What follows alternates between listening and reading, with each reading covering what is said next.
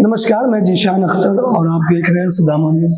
आज हमारे स्टूडियो में एक खास मेहमान आई हैं जो कि शहर के जाने माने स्कूल डीपीएस की प्रिंसिपल रीता प्राशर मैम है। मैम, बहुत बहुत स्वागत है आपका। Thank you. आज हम मैम से बात करेंगे महिला सशक्तिकरण और महिलाओं के शिक्षा को लेकर कि अभी वर्तमान में जिस तरीके से सरकार कह रही है महिला सशक्तिकरण को बढ़ावा देने की बात की जा रही है, तो हम मैम से ही जानेंगे कि अभी महिला सशक्तिकरण किस स्टेटस पे है, किस जगह पर है और किस तरीके से इनको देखती हैं और महिलाओं का शिक्षित होना कितना जरूरी है। मैम, महिला सशक्तिकरण क्या है और इसका क्या महत्व है? देखिए, महिला सशक्तिकरण का मतलब लोगों ने कुछ अलग ही निकाला है, लेकिन जहां तक मेरे विचार से है या फिर जनरल एक ओपिनियन बोले तो महिलाओं का सशक्त होना इन द सेंस कि महिला को खुद में सशक्त होना है। आप जब तक अपनी इज्जत नहीं करेंगे तब तक कोई दूसरी इज्जत नहीं करने जा रहा आपकी। इसलिए सबसे जरूरी है कि हर एक महिला अपनी इज्जत करे और अपने एग्जिस्टेंस के लिए लड़ाई लड़े। बहुत सारी महिलाओं को देखा जाता है कि घर में बहुत सारे कॉम्प्रोमाइजेस करते हैं, डोमेस्टिक वायलेंस सहती हैं सिर्फ अपने बच्चों के लिए। लेकिन हम बच्चों को उससे क्या सीख दे रहे हैं? हम यही सीख दे रहे हैं ना कि मेरी मम्मी इतनी कमजोर है, मेरी माँ इतनी कमजोर है। कल को हो सकता है वही बच्चे आगे चल के आपका साथ ना दे, तो फिर तो माँ का खुद का भी एग्जिस्टेंस खत्म हो जाएगा ना। एक माँ, एक औरत की जो पहचान होती है वो एक माँ के रूप में सबसे बड़ी पहचान होती है। तो अगर बच्चा ही उसका कल को उसको अगर कुछ नहीं तवज्जो दे तो फिर वो तो महिला फिर किसी काम की नहीं रहेगी। वो तो पति मतलब घर की भी नहीं हुई और बच्चों की भी नहीं हुई। तो सबसे पहले महिला सशक्तिकरण के लिए सबसे पहले महिलाओं को खुद में सशक्त होना जरूरी है। एजुकेशन हो या रोजगार हो या फिर कुछ भी छोटा मोटा घरेलू रोजगार ही हो, उसी से वो अपने आप को सशक्त बना सकती है। अच्छा, काफी समय से अब महिला सशक्तिकरण की बात हो रही है और इसके बदलाव के लिए काम भी किए जा रहे हैं, तो अभी का क्या स्टेटस है? क्या लगता है पहले और अभी में कितना का अंतर आया और महिलाएं कितना सशक्त हुई?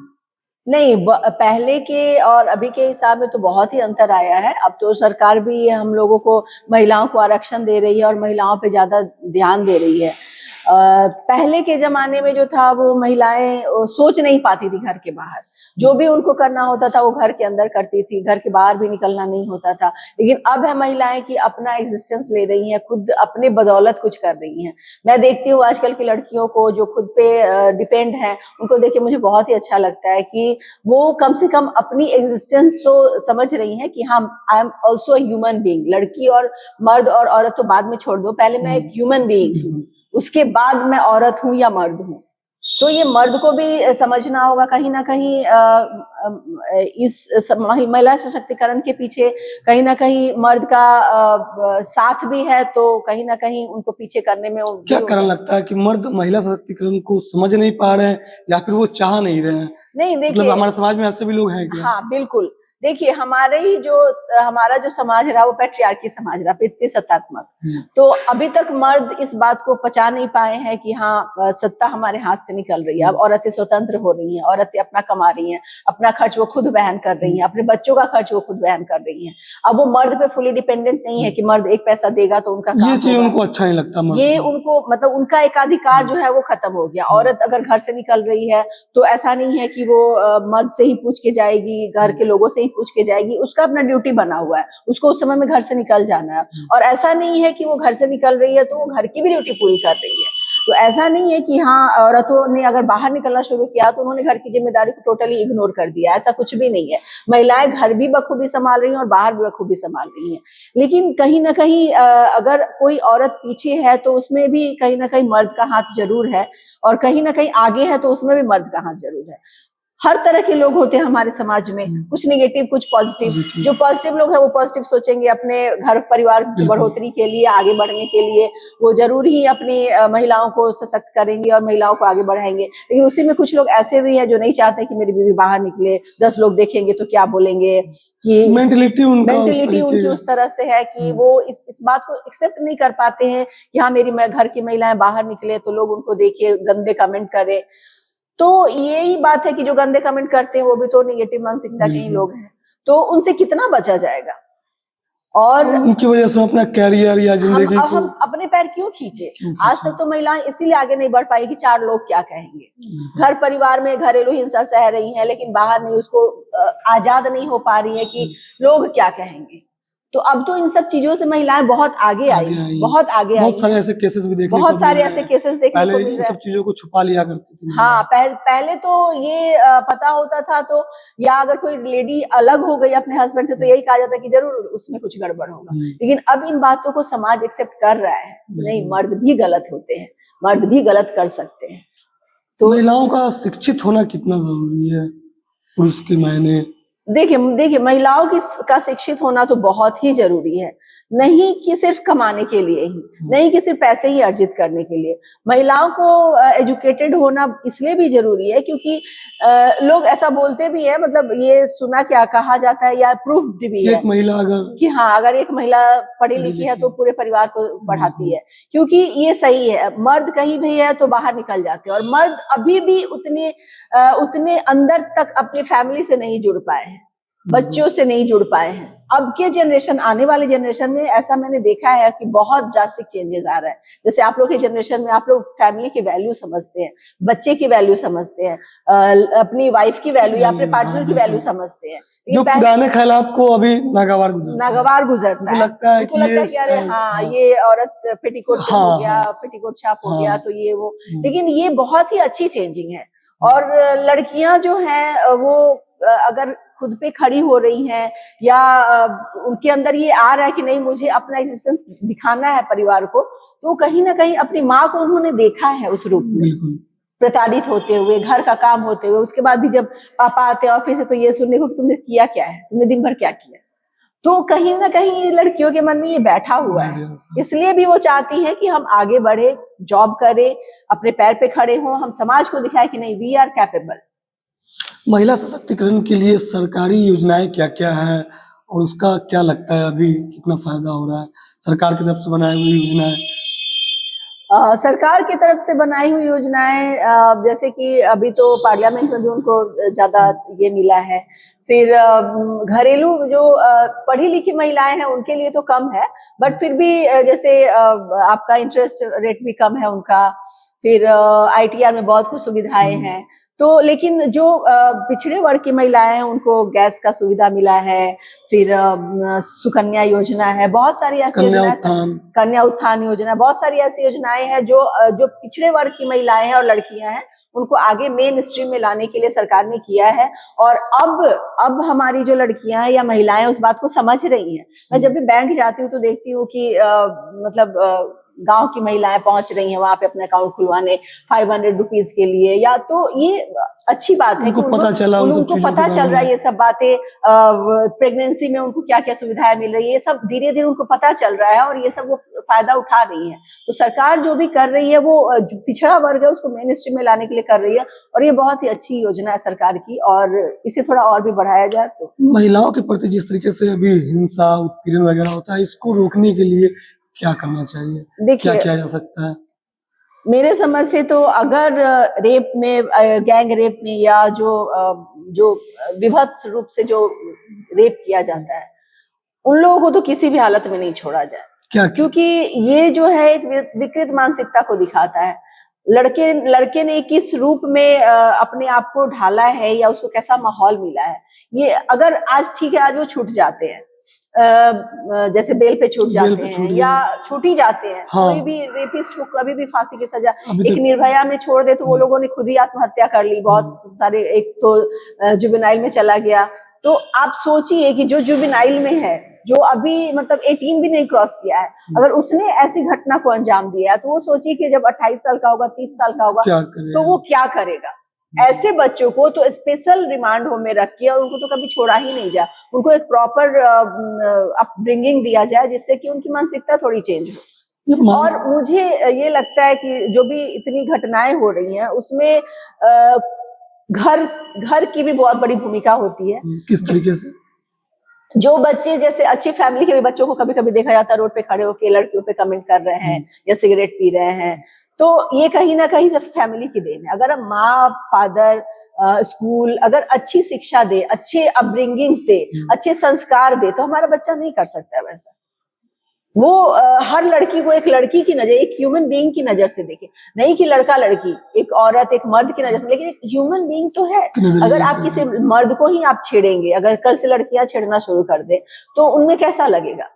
तो ये सोचिए कि जिस लड़की को छेड़ा जाता है या जिस लड़की पे भद्दे कमेंट किए जाते हैं, उनको कैसा लगता होगा। उन्हें तो लगता है कि सरेआम उन्हें नंगा कर दिया गया।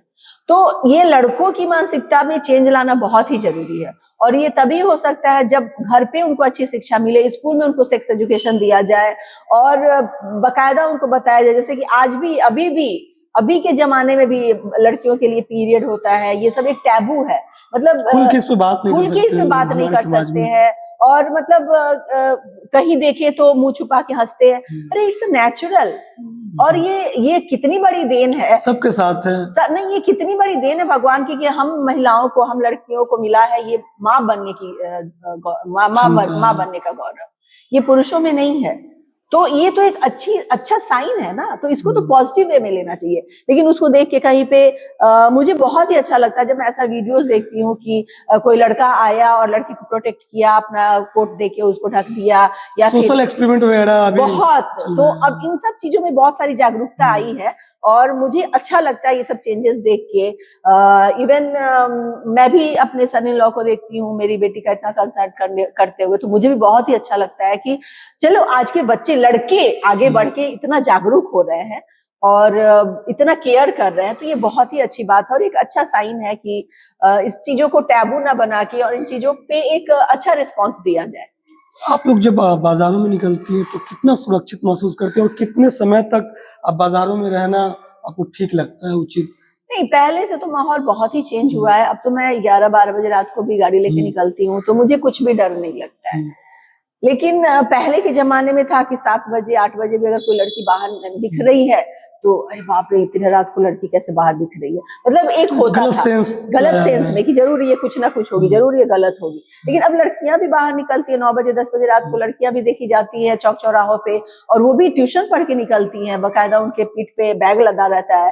तो कहीं ना कहीं से तो सेफ तो हुआ है बहुत इन सब मामलों में, और लोगों की मानसिकता में बहुत चेंजिंग आई है। तो ये एक गुड साइन है, और ऐसे ही चलता रहे तो और भी अच्छे टाइम हम लोग देखेंगे जरूर मुजफ्फरपुर। लड़कियों या महिलाओं के लिए क्या सुविधा आपको लगता है शहर में, जिस तरीके से बहुत सारे अपने अपने प्रॉब्लम से महिलाओं के जो खुलकर जिस पे बात नहीं किया जाता, जब बाजारों में महिलाएं जाती हैं तो किस तरीके से उनको, यदि अगर टॉयलेट वगैरह का कुछ इशू है वगैरह, ऐसा कुछ आपको लगता है इन सब चीजों की सुविधा होनी चाहिए? हाँ, टॉयलेट्स की तो सुविधा होनी चाहिए, क्योंकि मर्दों के लिए अलग बात है लेकिन हम महिलाओं के लिए अलग बात होती है। लेकिन अब ये है कि बहुत सारे मॉल्स खुल गए हैं, या लड़कियां भी अब इतनी बोल्ड हो गई कि किसी भी शोरूम में जाके बोलती है वॉशरूम किधर है, वो यूज कर सकती है। और हर वॉशरूम में कहीं ना कहीं तो होता ही है टॉयलेट, क्योंकि हर जगह वो तो फ्री भी है, फ्री ऑफ कॉस्ट है। मेल फीमेल सब काम करते हैं, तो फीमेल होगी तो फीमेल का वॉशरूम होगा ही होगा। तो इन सब चीजों में बहुत यही है कि थोड़ा उनको जानकार होना जरूरी है कि हम कहीं भी जाके वॉशरूम यूज कर सकते हैं। ये थोड़ा है प्रॉब्लम, लेकिन अब मेन बात है कि अगर चौराहे पे भी लेडीज वॉशरूम बना दिया जाए तो उसमें हार्डली ही कोई जाना चाहेगा, इसलिए अच्छा है। लेकिन ये सुविधा ये उन लोग को जानना चाहिए कि अगर हमें जरूरत पड़ रही है वॉशरूम की तो हम टाउन में जाके और किसी भी शोरूम में जाके किसी भी जगह जाके हम यूज कर सकते हैं उसको, और ये तो राइट भी है, और ये कोई शॉपकीपर मना भी नहीं कर सकता है।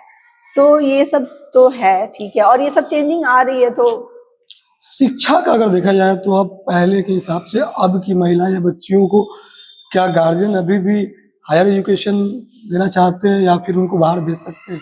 लगता है हमारे समाज में वैसा? हाँ बिल्कुल, और मैं तो देखती हूँ कि अभी भी लड़के पढ़ना पड़ता है। नहीं, अब तो नहीं, अब तो पेरेंट्स को लड़ना पड़ता है बच्चों से कि तुम पढ़ो, आगे पढ़ो। जैसे बहुत सारे देखिए हर तरह के स्टूडेंट होते हैं, कुछ मीडियोकर स्टूडेंट भी होते हैं, कुछ ब्रिलियंट स्टूडेंट भी होते हैं, तो ब्रिलियंट को बहुत ज्यादा पुश करने की जरूरत नहीं होती है। लेकिन कुछ मीडियोकर स्टूडेंट्स होते हैं जो जिनके पेरेंट्स का सपना होता है कि मेरी बच्ची या मेरा बच्चा मेडिकल में जाए, इंजीनियरिंग करे, लेकिन बच्चों का वो नहीं होता है। तो इसके लिए पेरेंट्स हम लोग को बोलते हैं कि मैम आप लोग थोड़ा बच्चे को कन्विंस कीजिए कि वो मेडिकल में जाए, वो आगे पढ़े।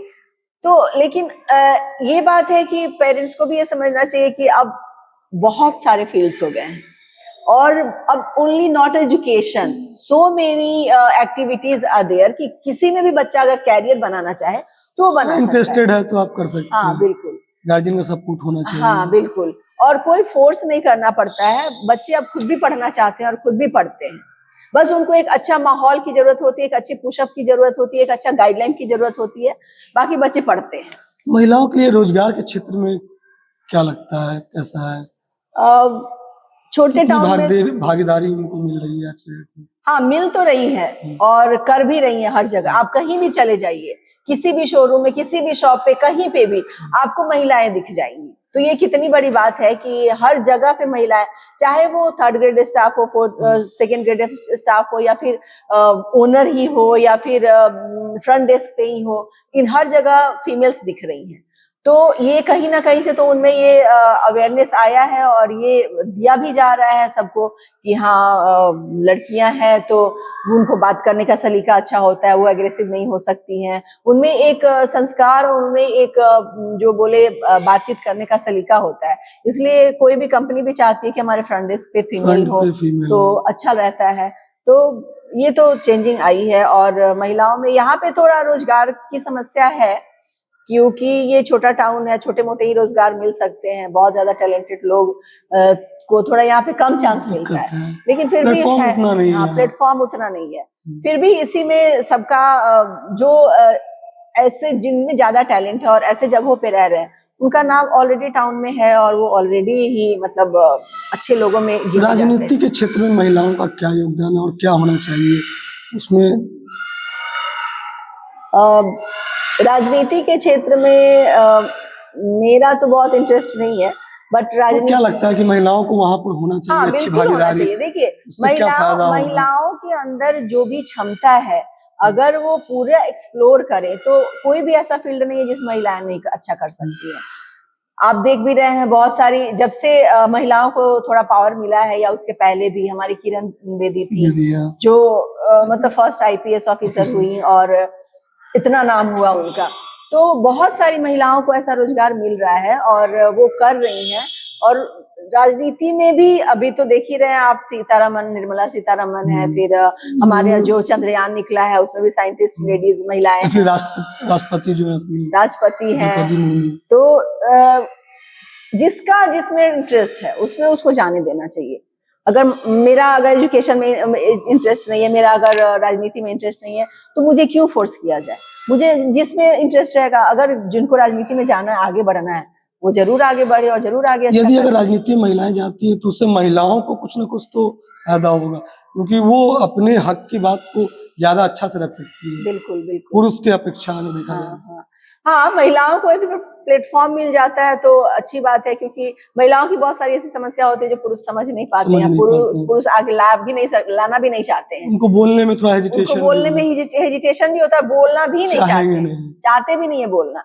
तो अगर महिलाएं कहीं ना कहीं से आगे हैं तो उनके लिए अच्छी बात है कि वो अपनी बात खुल के रख सकती हैं और उनको एक सेल्फ कॉन्फिडेंस भी आता है और कहीं भी अपनी बात बेबाकी से रख सकती हैं।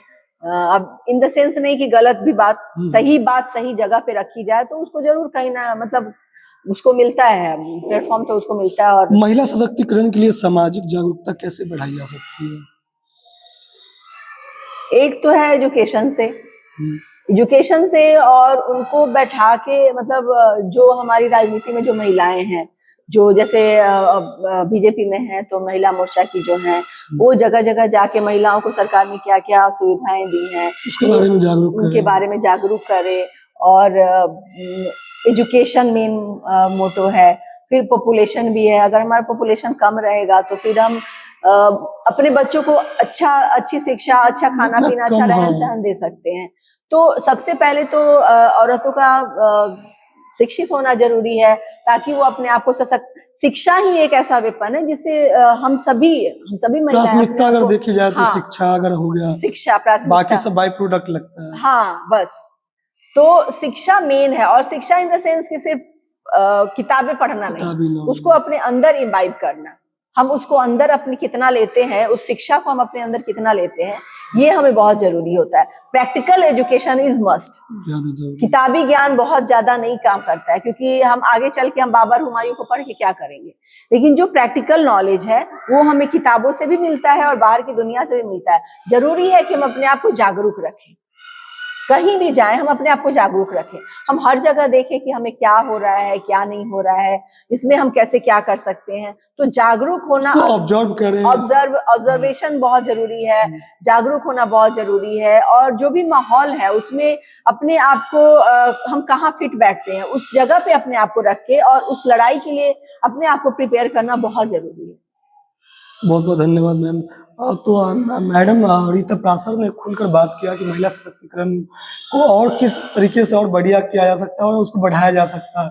तो ऐसे ही खबरों को देखने के लिए लाइक करें, सब्सक्राइब करें सुदामा न्यूज़।